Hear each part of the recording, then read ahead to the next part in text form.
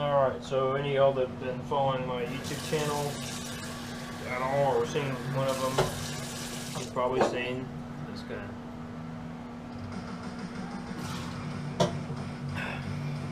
I've had this gun for, I don't know, a long time, and this is going to be probably my last video with it.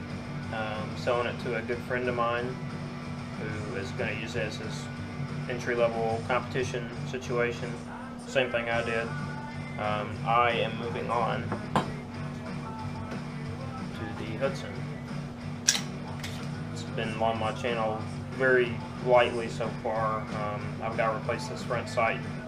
Probably just going to get a Dawson. It uses the same dovetail cut as the M&P. Shooting limited. If the front sight deal doesn't work out, I might just send my slot off, have it cut for a Delta point, and then shoot carry optics. But there's so anyway, I have taken this gun completely down and repolished the shit out of everything. There's my trigger.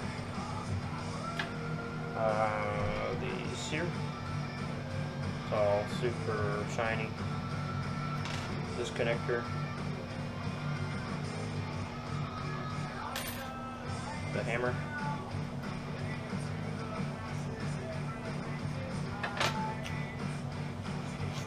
barrel,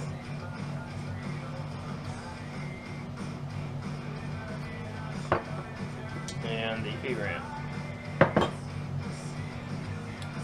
Primarily just anything that has to do with the trigger pull and the feeding of the gun, which it really doesn't have a feeding issue. One of my previous matches I shot with this here more recently, I put too much case lube on the ammo I'd hand loaded, and it was sticking in the chamber, and it was really cold outside, so I was having a lot of fail to extracts. I've since started using a lot less case lube, and I know it's that case because it did it with more than just this gun. It also did it with my Never Fail gun. Too much case lube, it's really sticky shit. Just need a little bit. Anyway, so I'll put this thing back together. Just kind of like an assembly video. Just show you how all the parts are looking now. It's a Wilson long pad ultra match trigger. It's one of the best ones they make.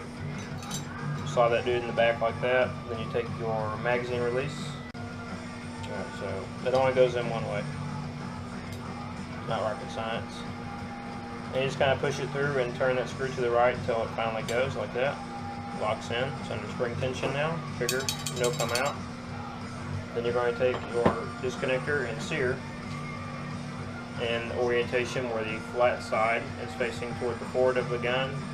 The sear moon shape is facing toward the back of the gun, so it'll be sitting in there in that orientation, the front of the gun being here, back of the gun being here, with these holes lined up, of course. There's one pin that goes through both of them.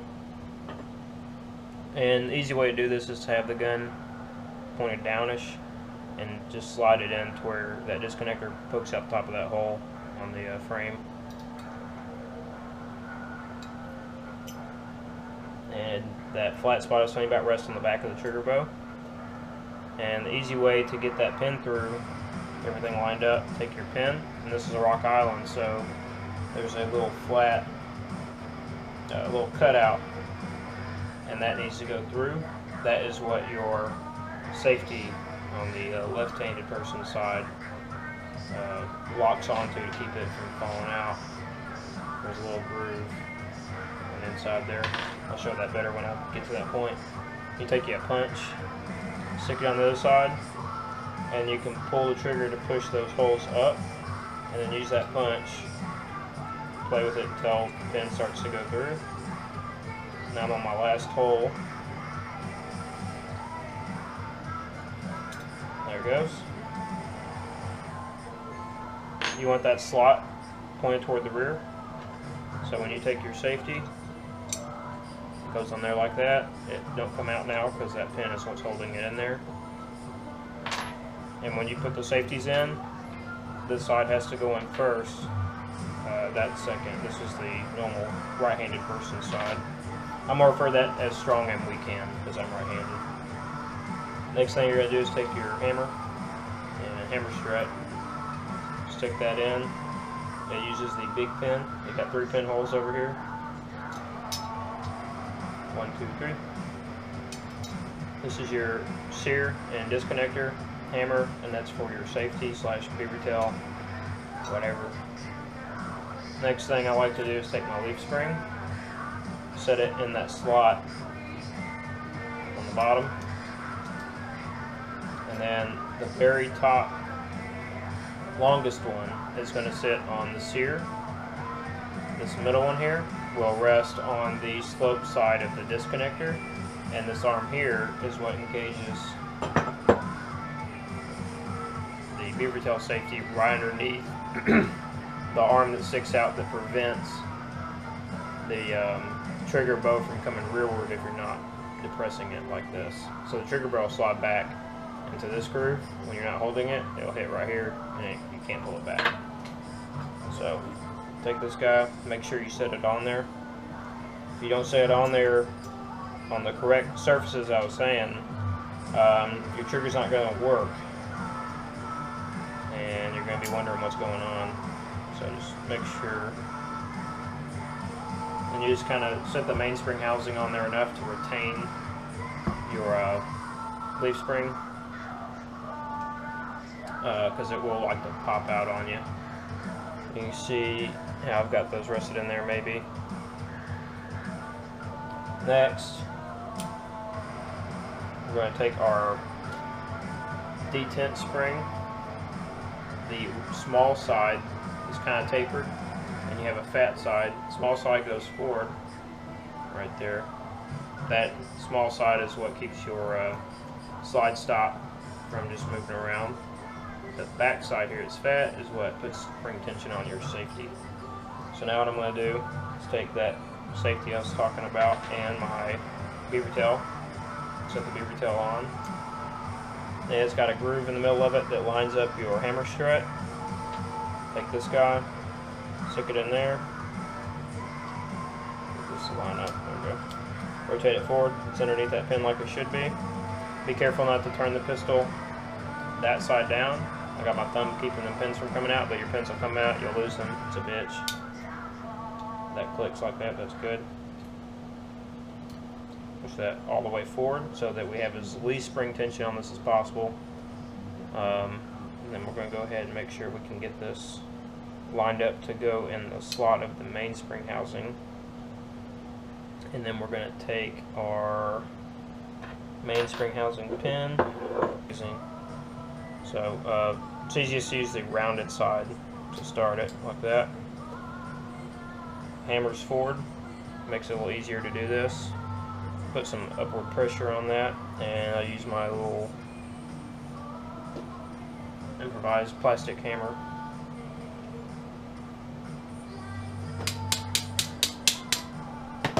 And it's in. At this point, you need to cock the hammer. So your 2 clicks like that. I'm not touching this. I cannot pull the trigger. That means you did it right. I press this. Hammer goes down. I keep this pressed. And I'll keep doing it because the slide is not on here to cycle that disconnector like I just did with my finger. Now when I do it, you hear 2 clicks. Lock. Good. I hope I'm speaking clearly. I got shit in my mouth. Now you take this safety with the hammer cocked. You put it in like that.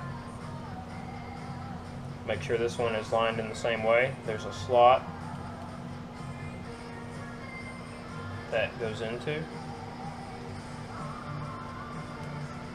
And then you take a little Allen wrench or a small punch or something to press the spring in. Like that. While you press that safety down. Then you squeeze them together. Just like that. Push that up, press that down, pull the trigger, it'll help you. Good. Like that. It does. That means we did it right. It's good to check this while you're doing it, so if you screw up, you don't figure that out after you've completely assembled the whole gun, then you got to take it all back apart. Next thing, before I mess with the slider or any of that, I'm going to reinstall my extended magwell with some combat type hooks on the bushings. So you just slide that on the back.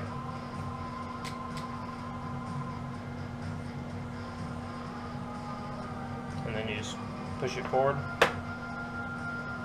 for it to lock on those bottom grip bushings. A little bit of force. And that's lined up good, so that's that. Next, take my grip panels, and I milled these out when I first put these on here with that magwell extension, because these do add a lot of material right here. If you don't mill out the inside of this, they won't fit flush. It'll be sticking out. It'll look stupid. It'll feel stupid. Just, yeah. These will take the abuse. It's totally fine. Set that dude on there. It fits flush. Then you take your screws, screw it down.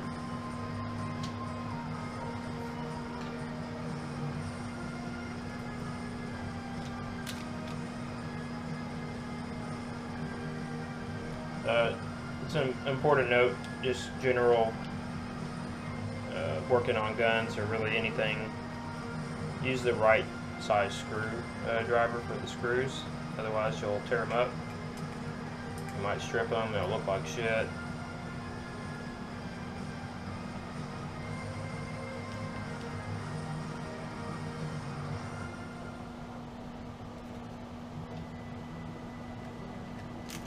There we go. You don't want to over tighten these. On 1911s, what these screws are screwing into is a bushing that is screwed into the frame. If you over tighten them or if you put Loctite on it, when you go to back these screws out, you'll end up taking the bushing with it, and then you'll have a screw bushing sandwich on your grip panel and no bushing in there. And it's really hard to get those separated to put back on here. So you end up having to buy a new bushing because you're going to ruin the one that you take out to be able to put any kind of tension on it to get that screw out of it. Do this side real quick.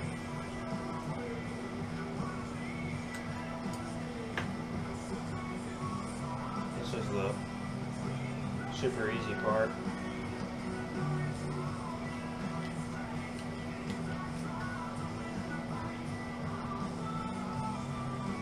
You want to make sure they're tight enough that they're not going to walk out on you, especially with something like G10 grips. Some of them do use O-rings to keep them from backing out on you under the vibration of shooting the gun. Some of them don't. All of my guns actually have VZ grips on them. And of course they don't pay me to say that because no one gives a shit about what I say. Well, just like to make sure they're snug. There we go. So, frame's done.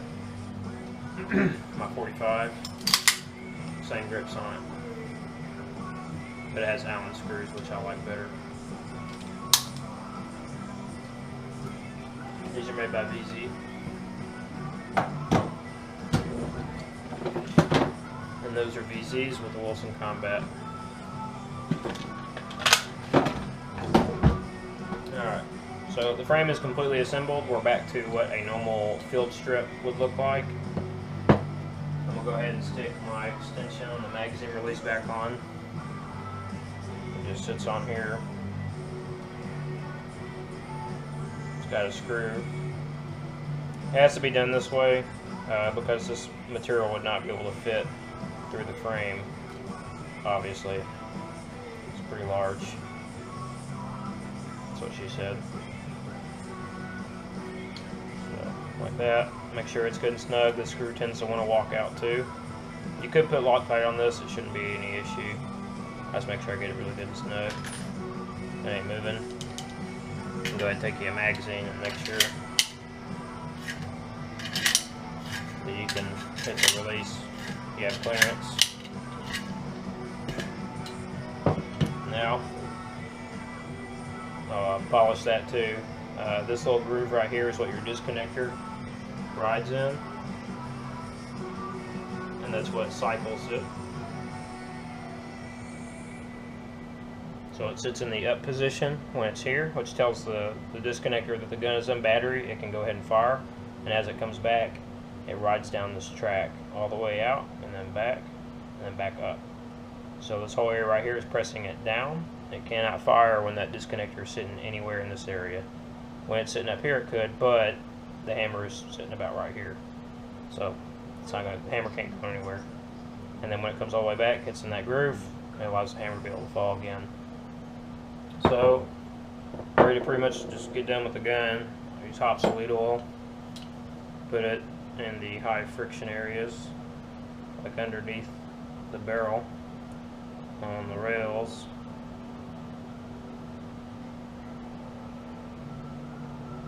I like to overdo it and then just wipe off the excess. I run my guns pretty wet. You'll hear people have different comments about that. My rationale is, you know, it's better to have too much oil in your engine than it is not enough. Same thing here. And, you know, the whole attracting dust and stuff that causes the gun to fail, yeah, that's an issue, but not with what this gun does. You know, I didn't carry this in Afghanistan. Carried one of these, and I use a dry lubricant made by Otis for that. Sand won't stick to it. Sand will very much so stick to this. But this is just used in competition. You're not throwing this gun in the dirt, so go overboard with the oil. It just keeps the gun from wearing as fast. And this gun's sitting at around 25,000 rounds, and it's holding up pretty damn good. So I guess my method is working. You slide your barrel in, barrel bushing. There's a little lug right there. Slide back in that opening, right? Rotate it all the way over like that. Guide rod, it's got a shock buff on it. Slide that in. You want your barrel length to be kind of pointed forward like that, not back there, and not all the way forward, but just kind of propped up about right there. And I'm going to take my lower part and my slide the slide on the frame, and you're going to slide it back to where you see this takedown notch right here, and then you move the barrel until you see that hole, which is what which is the barrel link. Take your slide stop, stick it in there like that, and you're going to put this right there. And this is where you'll see people have what they say is the idiot scratch, where they go to press this down right here and they slip and they scratch a big half moon in the side of the gun. So you just want to make sure you keep it stabilized to where it'll only go straight down. Press it straight through, and just press the slide forward. I'm going to take my recoil spring, and this is not the original recoil spring. I did replace it a couple months ago. The other recoil spring was the original one, and it had around 20,000 rounds on it, so it was time to replace it. Most pistols, I think you replace every 10,000. It was just time to replace it. It's getting a little sluggish. There we go.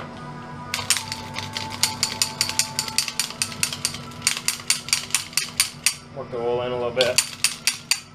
Take my empty magazine. Slide stops working. That works great. Pull the trigger. Hold the trigger. That's good.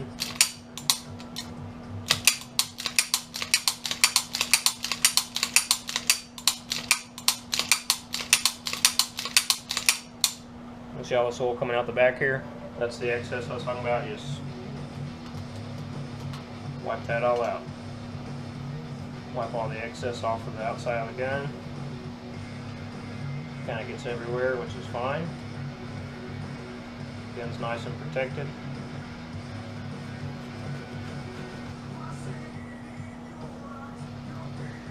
And you just want to get the outside of the gun as dry as possible.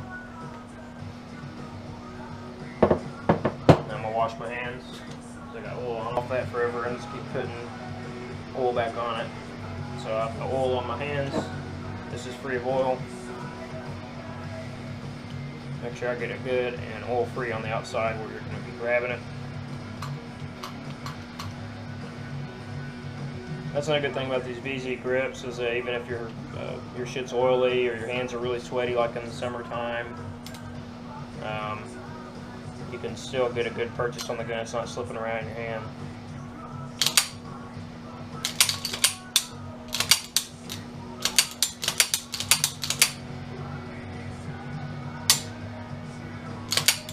The trigger's great. Yep. And that's it. There she is. On to one of my buddies. He might get a YouTube channel set up. You might see it over there. Otherwise, I'll probably post some videos of him shooting this. Let's do a total function check here. Everything works like it should. It's good to go. I'll have some other videos coming about the Hudson and other guns soon.